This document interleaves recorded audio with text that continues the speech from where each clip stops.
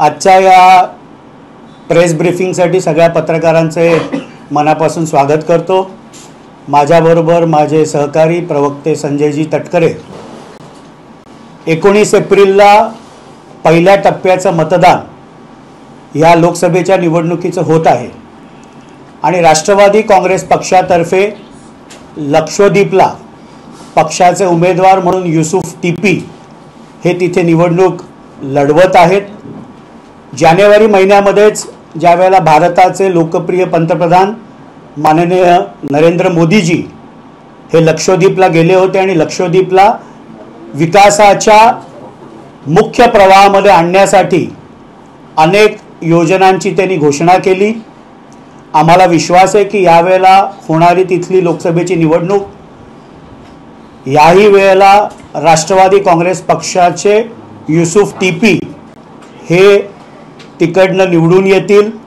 अत्यंत चांगल्या पद्धतीने तिथे पक्षाचा प्रचार चालू आहे आणि 19 एप्रिलला पहिल्या टप्प्यामधली ही जागा राष्ट्रवादी काँग्रेस पक्ष आम्ही लढवत आहोत। दुसरा टप्पा 26 एप्रिलला आहे। त्यामध्ये राष्ट्रवादी काँग्रेस पक्षाच्या कोट्यातनं रासपचे आमचे उमेदवार महादेव जानकरजी उभे आहेत, शिटी हे चिन्ह घेऊन, आणि पक्षाने तिथे पूर्ण यंत्रणा त्यांच्या मागे उभी केली। माजी आमदार अमरसिंगजी पंडित यांना तिथे ती जबाबदारी दिली। त्याचप्रमाणे राजेशजी विटेकर जे मागच्या वेळेला राष्ट्रवादी काँग्रेस पक्षाचे उमेदवार होते, हे देखील त्या संपूर्ण मतदारसंघामध्ये राष्ट्रवादीची पूर्ण यंत्रणा ही उमेदवाराच्या मागे उभी केली। तिथले आमचे जिल्हाध्यक्ष आमदार माननीय बाबाजानी दुरानी हे देखील ठाण मांडून तिथे बसलेले आहेत आणि त्याही लोकसभेमध्ये अत्यंत चांगल्या पद्धतीने दुसऱ्या टप्प्यामध्ये ज्यावेळेला तिथे मतदान होईल 26 एप्रिलला, आम्हाला विश्वास आहे की परभणीची जनता ही महायुतीच्या मागे खंबीरपणे उभी राहील। 7 मेला तिसरा टप्पा होतोय। त्यामध्ये आमचे प्रांताध्यक्ष खासदार माननीय सुनील तटकरे साहेब हे रायगडमधनं ती निवडणूक लढवत आहेत। बारामती लोकसभेतनं सौ सुनेत्राताई पवार ही निवडणूक लढवत आहेत आणि धाराशिव लोकसभा मतदारसंघातनं सौ अर्चनाताई पाटील या लोकसभेच्या निवडणूक लढत आहेत। अत्यंत रायगड लोकसभेमध्ये चांगल्या पद्धतीने प्रचार माननीय प्रांताध्यक्ष सुनील तटकरे साहेबांचा चालू आहे। कालच अल्पसंख्याकांचा मोठा मेळावा मंडणगड इथे झाला।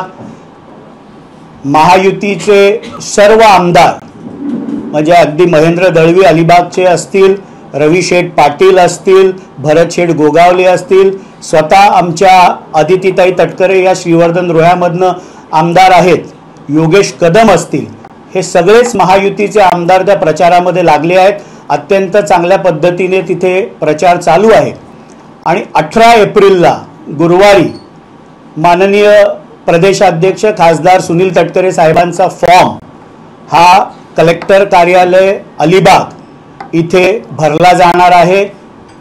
मुख्यमंत्री माननीय एकनाथरावजी शिंदे आणि उपमुख्यमंत्री त्या फॉर्म भरण्यासाठी उपस्थित असतील।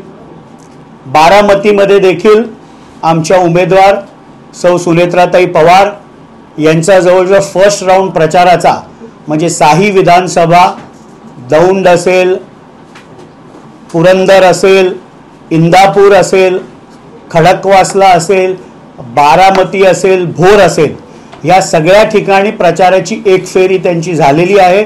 नुकताच सासवडला मोठा मेळावा शिवसेनेचे माननीय विजय शिवतरेजी यांनी घेतला। त्याला मुख्यमंत्री एकनाथरावजी शिंदे आणि अजितदादा स्वतः उपस्थित होते आणि त्यामुळे ते देखील या प्रचारामध्ये पूर्ण जोमाने कामाला लागलेले आहेत।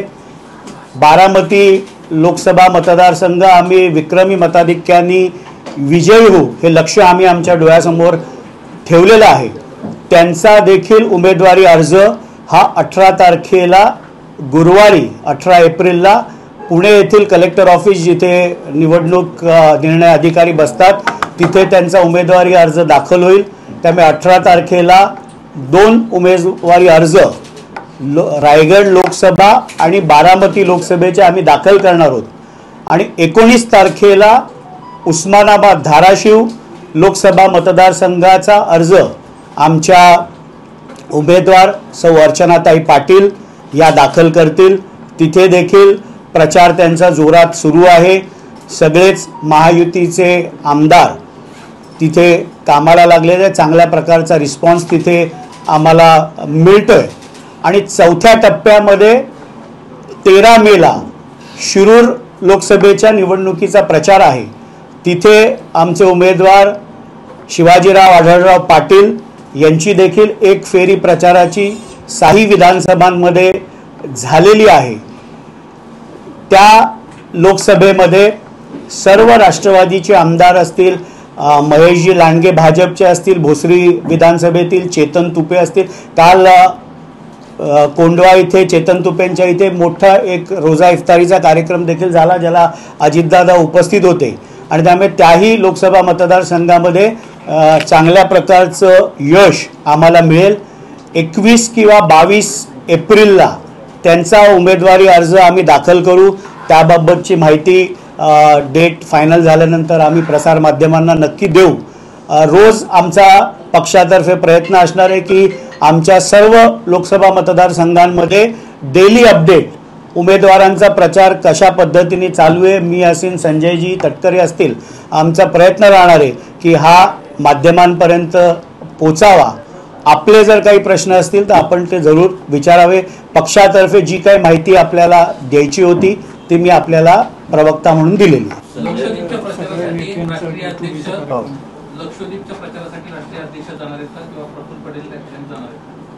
प्रफुल्ल पटेल साहेब तिथे जाणार होते पण तिथे संपर्कामध्ये आहेत, अत्यंत चांगल्या पद्धतीने युसुफ टीपी यांचा प्रचार चालू आहे आणि तिथे एक मत नक्की बनतंय की सत्ताधारी पक्षाचा खासदार आपण जर निवडून दिला तर विकासाच्या मुख्य प्रवाहामध्ये भारताशी आपण जोडले जाऊ।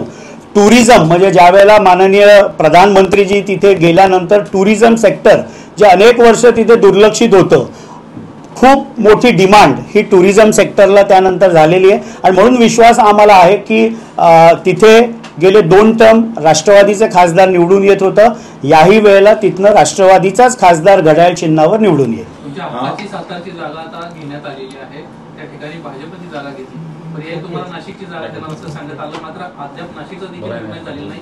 सध्या संभ्रमाचं वातावरण आहे। दुसरीकडे हेमंत गोडसेंना थेट सांगितलेलं आहे की मुख्यमंत्र्यांना मला शब्द दिला आणि मी उमेदवारी अर्ज करेन। नाही, राष्ट्रवादीच्या मनामध्ये अजिबात संभ्रमाचं वातावरण नाही। नाशिक लोकसभेची जागा ही शेवटच्या म्हणजे महाराष्ट्रामधला शेवटचा टप्पा आणि भारतातला 5वा टप्पा, या 20 मेला त्याचं मतदान आहे। त्याचं नोटिफिकेशनच 26 एप्रिलला निघणार आहे। 3 मे लास्ट डेट नॉमिनेशन भरायची आहे। 4ला विड्रॉल आहे, 4ला स्क्रुटिनी आहे, 5-6ला विड्रॉल आहे, त्यामुळे अजून वेळ आहे। राष्ट्रवादीच्या मनामध्ये कुठलाही संभ्रम नाही। नाशिकच्या जागेबद्दल लवकरच महायुतीचे नेते निर्णय घेतील आणि ती सीट महायुतीचा कोण उमेदवार लढतोय हे घोषित होईल। सर, एकीकडे नाशिकचं तुम्ही म्हणतायत की लवकरच घोषित होणार, परंतु भुजबळांची चर्चा सुरू असताना दुसरीकडे अजय बोरस्ते, राहुल डिकले ह्या नावाची सुद्धा जोरदार चर्चा जी आहे ती तुमच्याच महायुतीतल्या मित्र पक्षांकडनं केली जात असताना पाहायला मिळते। खरं तर महायुतीमध्ये राष्ट्रवादीला आतापर्यंत केवळ 4च जागा या लोकसभेच्या महाराष्ट्र राज्यात मिळाल्या, तेवढ्याच असतील की त्याच्यापेक्षा वाढण्याची शक्यता? नाही, ही संख्या नक्कीच त्याच्यापेक्षा जास्त असेल। जोपर्यंत अंतिम निर्णय महायुतीमध्ये होत नाही त्यामुळे प्रत्येक उमेदवाराला आपल्या पक्षाकडे ही जागा आपल्यालाच मिळाली पाहिजे अशा प्रकारच्या मागणी करण्याचा अधिकार असतो। त्यामुळे अजय बोरस्ते असतील, तिथले खासदार हेमंत गोडसे असतील, यांनी आपल्या पक्षाच्या मुख्य नेत्यांकडे, मुख्यमंत्री माननीय एकनाथरावजी शिंदे साहेब यांच्याकडे सीट आपल्यालाच मिळाली पाहिजे हा हट्ट करणं काय अयोग्य असं मला वाटत नाही, पण आम्हाला विश्वास आहे की नाशिकचा देखील निर्णय येत्या 2-3 दिवसामध्ये लवकरच होईल। सर, 2019ला ज्यावेळेस आघाडी होती त्यावेळेस तब्बल जवळपास 20हून अधिक लोकसभेच्या जागा एकट्या राष्ट्रवादीने लढलेल्या होत्या, परंतु आता कुठेतरी 4-5 या अशा लोकसभेच्या जागांवरती राष्ट्रवादीला संकुचितपणा घेऊन समाधान मानावं लागतं। एक अंकीवर खुश आहेत का आपण? नाही, संख्या महत्वाची नाही, निवडून किंवा लढलेल्या सीटपैकी आपण किती निवडून येतोय तो स्ट्राईक रेट जास्त महत्त्वाचा आहे. एक आपण लक्षात घेतलं पाहिजे की मागच्या वेळेला ज्या वेळेला शिवसेना भाजपची युती होती आणि काँग्रेस राष्ट्रवादीची युती होती त्यावेळेला 23 खासदार हे भाजपचे निवडून आले होते आणि 18 खासदार शिवसेनेचे निवडून आले होते. त्यातले 13 खासदार हे शिवसेनेचे मुख्य नेते व मुख्यमंत्री माननीय एकनाथरावजी शिंदे यांच्याबरोबर गेले. म्हणजे 23 आणि 13 36 जागा तर त्यांच्या सिटिंग होत्या आणि आमच्याकडे 4 पैकी एकच खासदार प्रांताध्यक्ष सुनील तटकरे साहेब हे अजितदादांच्या नेतृत्वावर विश्वास ठेवून इकडे आले. त्यामुळे संख्या महत्त्वाची नाही, लढलेल्या जागांपैकी 100% निवडून आणणं हे राष्ट्रवादीच्या समोरचं लक्ष्य आहे. अभयसिंग जगताप यांनी जो बंड केला आहे तो बंड संपवण्यामध्ये किंवा माढा लोकसभेसाठी अभयसिंग जगताप इच्छुक आहे, तो बंड आपण शांत करू शकता का त्यांना? ते शरद पवार गटामधले आहेत त्यामुळे त्याच्याबद्दल फारसं मला काही बोलायचं नाही. जयंत पाटील साहेब आणि तर त्यांचे नेते त्याबद्दलचा निर्णय घेतील. त्या पद्धतीने तुम्ही आता म्हणताय की आम्ही किती जागा लढत आहोत हे महत्त्वाचं नाही, निवडून येणं महत्त्वाचं आहे. जर जागा कमी जास्त झाली तर तुम्हाला मान्य असेल का? तुम्ही जी तुमची एक जागा बाकी आहे. नाही, अजून अंतिम निकाल झालेला नाही ना. 20 मे जसं मी आधीच सांगितलं की शेवटच्या महाराष्ट्रातलं फेजचं व्होटिंग आहे 20 मेला. त्याचं नोटिफिकेशनच निघणार आहे 26. त्यामुळे प्रक्रिया फॉर्म भरायची बंद नाही झाली. ज्या वेळेला 3 मेला दुपारी 3 वाजता अर्ज भरण्याचा वेळ निघून जाईल त्याच्यानंतर किती जागा मिळाल्यात ह्याच्यावर आपण बोलू. बारामतीचा एक प्रश्न आहे की ज्या वेळेला दादा सतत सांगत असतात गुन्हेगारी खपवून घेणार नाही, शेतकऱ्यांची आत्महत्या किंवा शेतकरी हे करण्यासाठी काय असेल ते सतत आमचा पक्ष आणि सरकार एकदम हे आहे. आजच एक मोठी घटना, दुर्दैवी घटना घडली, एका शेतकऱ्याने तिथे आत्महत्या केलेली आहे. ते एका बाजूला इलेक्शन चालू आहे, दुसऱ्या बाजूला अशा पद्धतीने होत आहे, तिसऱ्या बाजूला शरद पवारांनी 2 दिवस तिथे दौरे केले. सतत त्यांनी सुप्रिया सुळे म्हणतात की तिथला जो एकूण जो दुष्काळ आहे तिथे सरकारचं अत्यंत दुर्लक्ष होत आहे.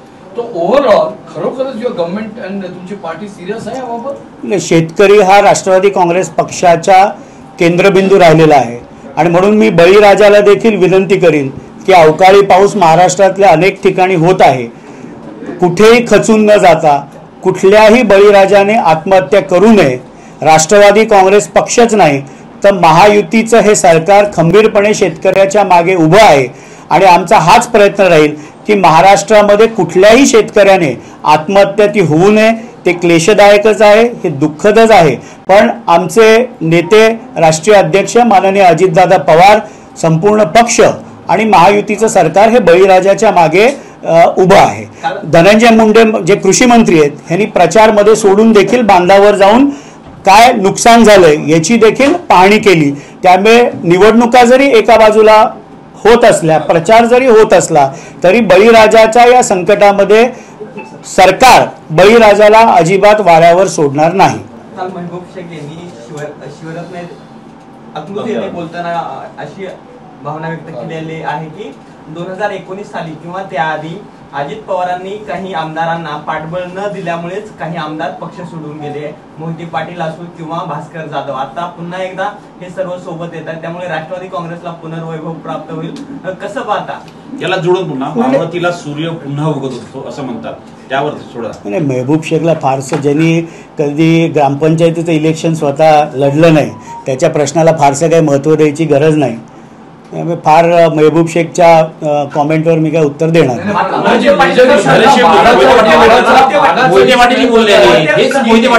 एका बाजूला त्यांना तुम्ही महत्व देऊ नका, पण म्हाडाच्या ठिकाणी जो अजून आता कॉन्ट्रोवर्सी चालू आहे तर त्यात रामराजे एक वेगळी भूमिका घेतात. आम्ही जी माहिती मिळली त्यानुसार शनिवारी दादांनी त्यांची समजूत करण्याचा प्रयत्न केला, पण अजूनही कधी निघाले असं वाटत नाही.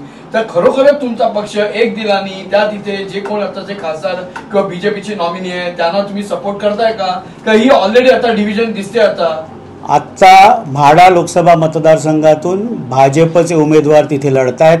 नुकतीच 2-3 दिवसापूर्वी देवगिरी इथे माननीय उपमुख्यमंत्री अजितदादा पवार, प्रांताध्यक्ष माननीय सुनील तटकरे साहेब आणि रामराजे निंबाळकर साहेब यांची बैठक झाली. पक्ष पूर्णपणे महायुतीच्या उमेदवाराच्या मागे तिथे उभा राहील.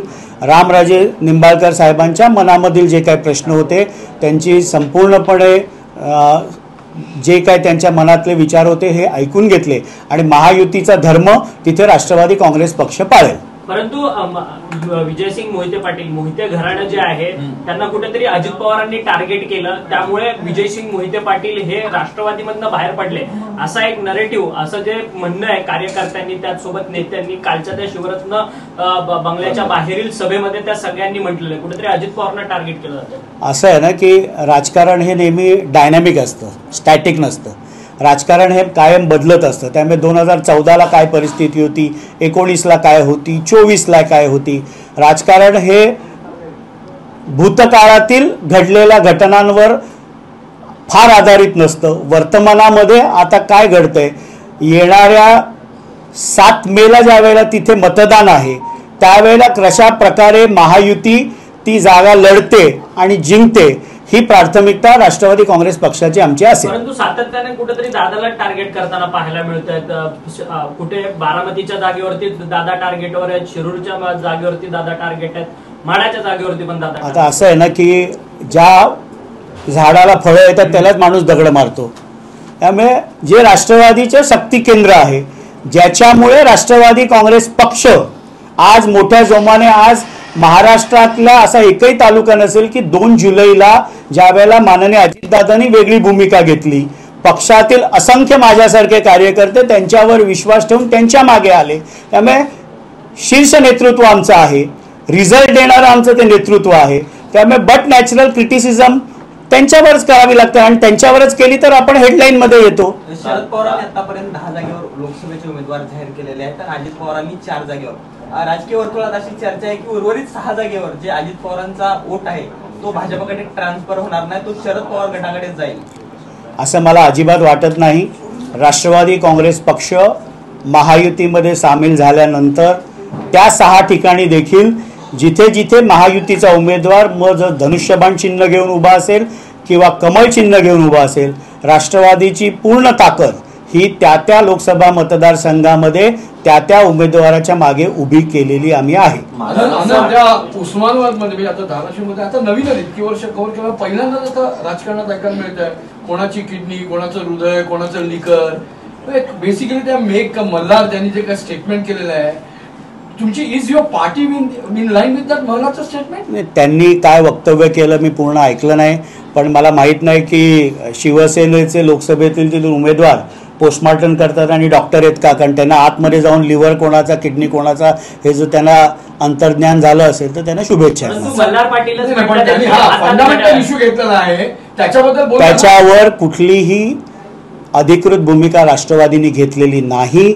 मल्हार पाटील हे जे ते बोलले त्या वक्तव्याशी राष्ट्रवादी सहमत नाही. परंतु सहमत नाही म्हणताय, परंतु एकीकडे राष्ट्रवादीवरतीच त्या सगळ्या आरोप त्यांनी जे काही वक्तव्य केलं त्याच्यावर पण आरोप लागताना पाहायला मिळतो. थेट अजित पवार टार्गेट होता ते 2019 पासून पक्ष फोडण्यासाठी अजित पवार कारणीभूत आहे असंच ते स्टेटमेंट आहे. असं अजिबात नाही. अजितदादा पवार साहेबांवर अनेक माणसं ही राष्ट्रवादीमध्ये जोडली गेली तोडण्यापेक्षा. त्यामुळे त्यांचं कामच आहे की आता आरोप करायचे तर अजितदादांवरच सातत्य त्यांनी ठेवलं पाहिजे. माझ्या त्यांना शुभेच्छा आहेत. सर, एकीकडे तुम्ही शुभेच्छा देतात तर दुसरीकडे आता तुमच्याच मित्र पक्षांवर सकाळी जे ते आरोप झालेले त्यात असं म्हटलंय की फाउंडेशनच्या नावाने रोकड पैसे घ्यायचे आणि ते जे ते प्रचारात किंवा निवडणुकीत वापरायचे. मोदींनी सगळे भ्रष्टाचारी पक्ष जे ते जवळ आलेले तुम्हाला नाही, त्याच्याबद्दलचं स्पष्ट उत्तर हे स्वतः खासदार श्रीकांत शिंदे यांनी माध्यमांशी बोलताना दिलं की ज्यांच्यावर स्वतःवर पत्रावाला चालचे आरोप आहेत, जे स्वतः जामिनावर आहेत, त्यांनी आरोप करावे हे हास्यास्पद आहे. आणि खासदार श्रीकांत शिंदे यांनी असं देखील सांगितलं की RTI आहे, तुम्ही माहिती घ्या की श्रीकांत शिंदे फाउंडेशनमधनं कुठनं पैसे आले आणि किती वैद्यकीय मदतीसाठी ते पैसे दिले गेले, कोणाच्या ऑपरेशनसाठी गेले, कोणाच्या शिक्षणासाठी दिले गेले. पण मी त्याच भागातनं येतो. गेली अनेक वर्ष डॉक्टर श्रीकांत शिंदे फाउंडेशनच्या माध्यमातून चांगलं सामाजिक कार्य तिथे खासदार डॉक्टर श्रीकांत शिंदे करत आहेत.